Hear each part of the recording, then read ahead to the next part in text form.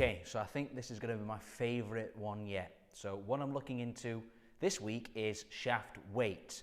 Now, I think there's an awful lot of preconceptions about shaft weight and what it does. Hear all the time that it reduces spin, the lighter the shaft, the faster you'll swing it. Maybe not.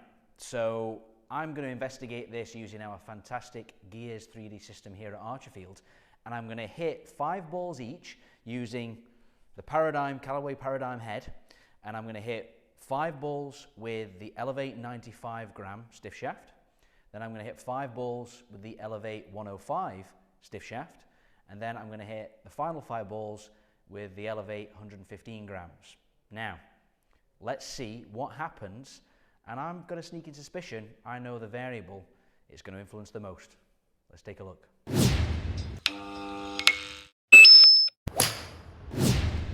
Okay, welcome to Gearsland once again. So here we have myself in blue with the Elevate 95 gram shaft, and I've got myself in yellow here with the Elevate 105 gram stiff shaft. So I'm going to show my hand early. The variable I believe that influences, or shaft weight influences the most, is clubhead speed. So you can see here quite clearly that when I've got that Elevate 95 gram shaft, and I get it up to about 88 miles an hour. Then when I get that 105 gram shaft in my hands, goes up to 93, so nice little gain there.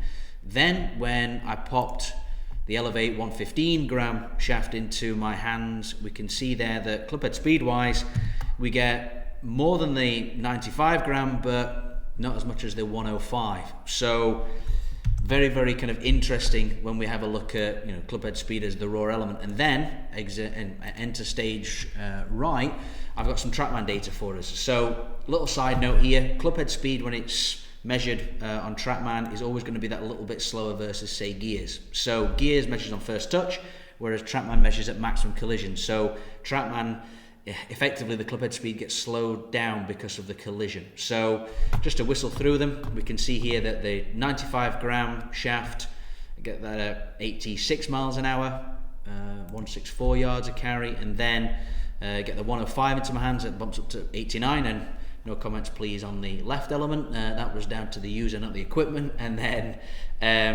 when we get the 115 there, we get nice dispersion, to be fair, but not as much clubhead speed. So if we're looking at purely in that lens, then the 105 is the one for me. So what I hear everybody cry, Ollie, how is that, what's that important, or why is that important, and also what's going on, why is that happening? So geek out warning for anyone here. So I'm going to really delve into something here which, to be honest, is kind of a little bit complicated, so I'll try and simplify it as much as I can. So this is the kinematic sequence for both of these shots. So this is the rotational velocity that different parts of my body was generating at different times, or different points in time. So I'm a classic kind of torso and arm loader, so I get a lot of my speed through loading through my torso and arms. So if I strip it right the way down, or right the way back, so I take away all the kind of different segments, and I just show you the difference between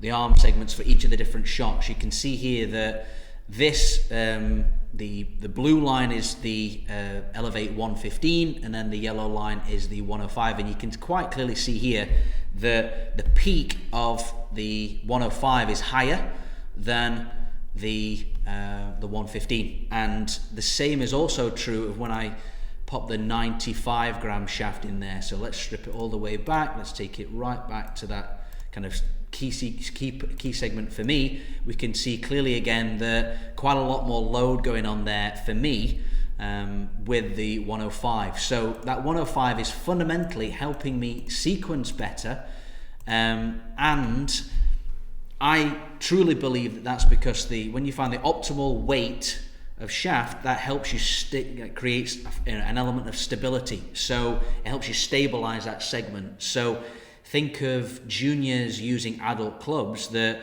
the first shot they hit, they'll overswing, they'll almost fall over, but the second one, they really kind of stabilize, they get nicely in balance, they figure it out.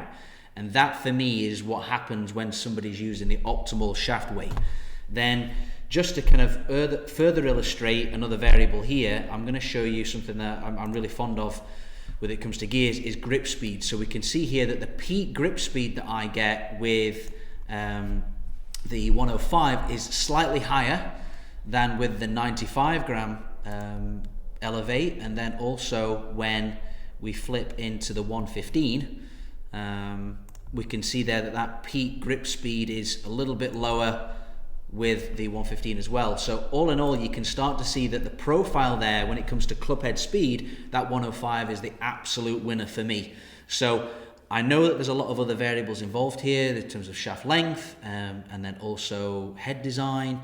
You've also got the flex of the club. Hear that all the time, but when we really hone in on club head speed, shaft weight is king.